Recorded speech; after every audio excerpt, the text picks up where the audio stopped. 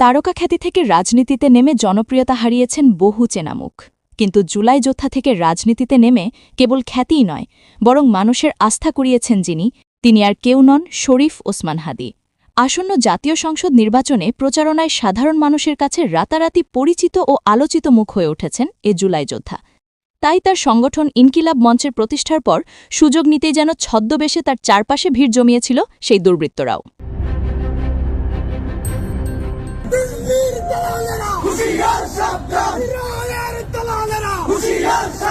পলাতক আওয়ামী নেতাদের বিভিন্ন সময় নানা সাহসী বক্তব্যের তুলোধনা করেছেন তিনি।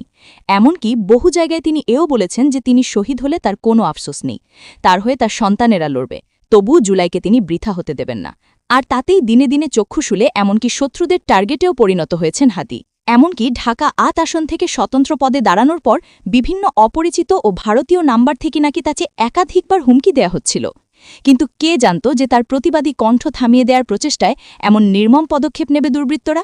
গত শুক্রবারে তার ওপর ঘটে যাওয়া দুর্বৃত্তদের হামলায় যেন তোলপাড় গোটা দেশ।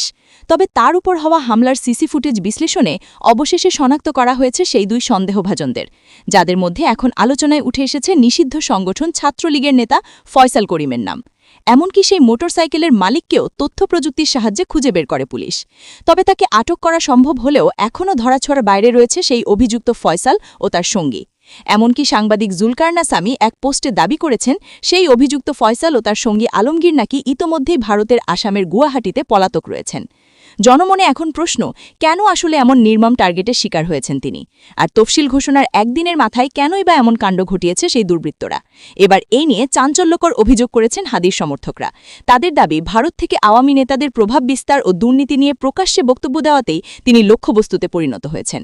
এমনকি তাকে নির্বাচন না করতে দিতে ভারতে অবস্থানকারী আওয়ামী নেতারা দীর্ঘদিন ধরেই তাকে বিভিন্ন বিদেশি নাম্বার থেকে ফোন করে হুমকি দিচ্ছিলেন।